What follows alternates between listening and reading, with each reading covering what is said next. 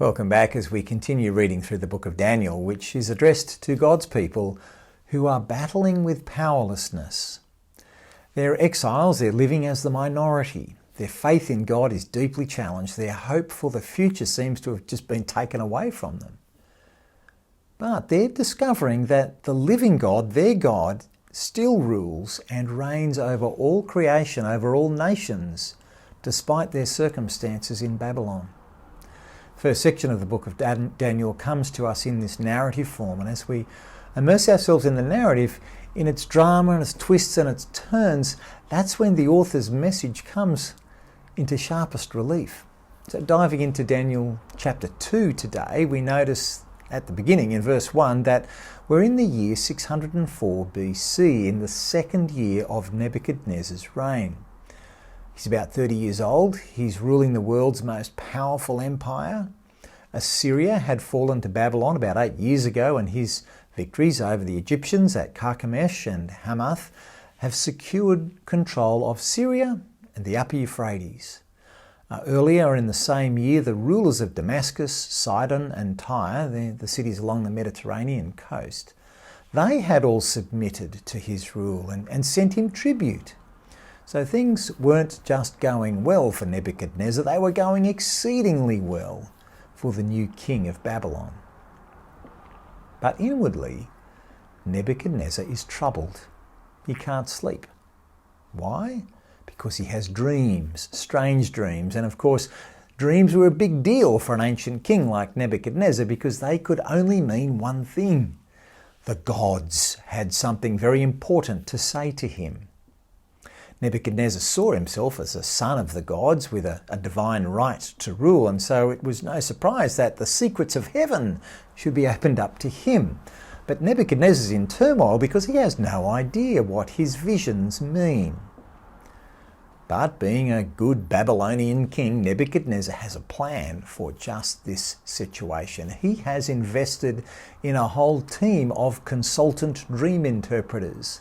In verse 2 we see there's lots of them, of every kind, magicians, enchanters, sorcerers and astrologers. And so he calls them in. And very quickly it gets difficult for the dream consultants because Nebuchadnezzar says that unless they actually tell him his dream first and then interpret it, he'll cut them up into tiny pieces and turn their houses into piles of rubble. Nebuchadnezzar is a skeptic. If his dream team really do have a hotline to the gods, if they really are proper enchanters and sorcerers, then of course they'll be able to tell him, first of all, what his dream was and then interpret it. But the dream consultants protest. It's an impossible task. The gods are not accessible. They don't live among humans. And truth be told, the Babylonian gods don't really care about the humans anyway. Well, what happens? Now the king is even more frustrated and angry. And so a man named Arioch is given the job of putting all the dream consultants to death. Things are therefore looking grim for Daniel and his friends who have been trained up for this role among with all the others. So Daniel and his friends pray and they plead for mercy from God. And during the night, the mystery is revealed to Daniel, and the significance of the dream is reflected, therefore, in Daniel's prayer of thanksgiving. Who is God in all of this? Well, he is the one to whom belong wisdom and power. As the prayer continues, he changes times and seasons. He deposes kings and raises up others. He gives wisdom to the wise and knowledge to the discerning. He reveals deep and hidden things. He knows what lies in darkness, and light dwells with him. So Daniel concludes his prayer, I thank and praise you, God of my ancestors. You have given me wisdom and power. You have made known to me what we asked of you. You have made known to us the dream of the king. In the midst of the Babylonian Empire, right at the seat of power, in the face of Nebuchadnezzar's demands, God is shown to be the one in supreme power, wisdom and authority. God raises up some kings and he deposes others. God is not defeated, captive and powerless as his people are.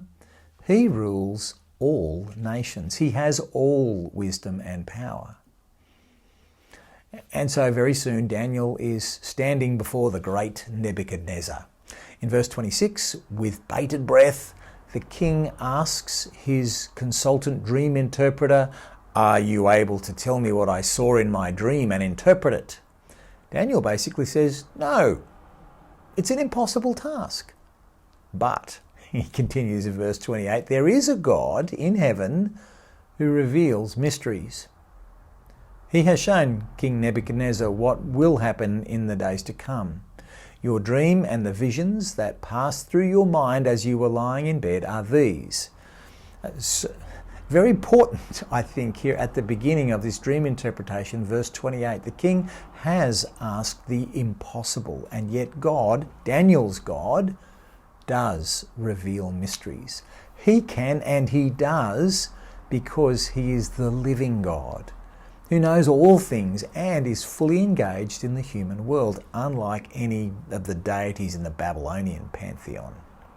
And so, in verses 29 through 35, Daniel tells the king his dream, which, by the way, sets the apocalyptic tone of the book of Daniel. It was a vision of a huge statue, a glimpse into the future of power, the future of kingdoms. And Daniel explains the meaning of the four different parts of the great statue. As an aside, this schema of the four great empires, likely referring to the Medes, the Persians, the Greeks and the Romans, this schema is not unique to the book of Daniel. It also occurs in some Persian and Babylonian works, but of course there's a twist in the tale here. The problem with the great statue in the dream is that its foundations are weak. It has feet of clay and iron. But then instead of the statue falling over under its own weight, which we might have expected, actually it is God who intervenes to destroy the statue. A rock, not cut from or by human hands, and therefore a rock from God, crushes the statue. It falls and it's destroyed. Ultimately, that's the point of the dream. There is a sequence of empires rising and falling, but the statue symbolizes all human power, all human government and authority. The climax of the vision reveals that God's rule is coming, and only it will endure. Ultimately, then, our attention focuses on the rock, because it grows now and it becomes something much bigger than the statue ever was. It becomes a mountain which filled the whole earth. It's universal and unending. So who's the rock? Who is the rock, the one through whom God establishes his glorious kingdom? Well, the first readers of the book of Daniel would have known the answer to that question straight away. The rock represents the nation of Israel. But on the other hand, the Christian reader of Daniel sees that the person of Jesus Christ fits this rock description in a way that the nation of Israel never does, never could, and never can. We're going to return to this question in the paired chapter with chapter 2. Of course, is Daniel chapter 7. You'll remember the structure of Daniel that we looked at yesterday. And in Daniel chapter 7, alongside this chapter 2, we are introduced to a heavenly figure like a son of man. He will tell us more about this great rock as he governs God's enduring kingdom. Although our world is not dominated by Medes and Persians, Greeks and Romans anymore, we are increasingly aware of growing geopolitical tensions in our own day today. We're also very familiar with growing economic conflict, competition, cyber espionage. Who thought of that? There are many powers in our world, much like the mighty statue dreamed up by Nebuchadnezzar, to which this dream is also very relevant.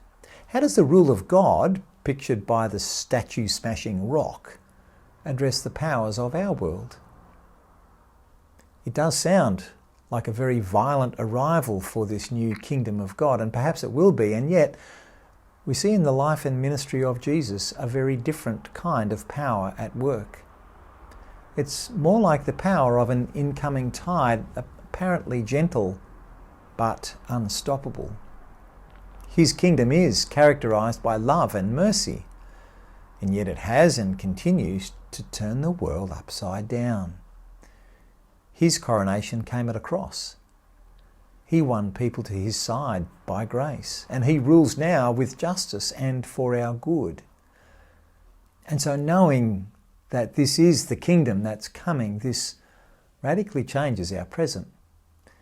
If we're invested in our own kingdom, in our own success, security and reputation, if we are in power in some way, then Nebuchadnezzar's dream is a warning. Since God's kingdom is the only one that will prevail, it's time to transfer our allegiances to God.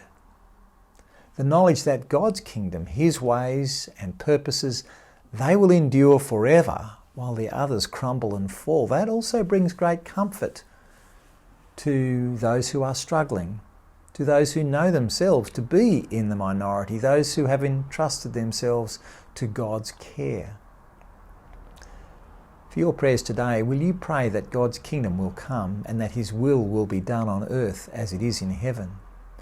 Will you pray for those in power that they will heed this warning and turn to God? And will you pray for those who are oppressed by power, that they will find courage and hope in the promises of God?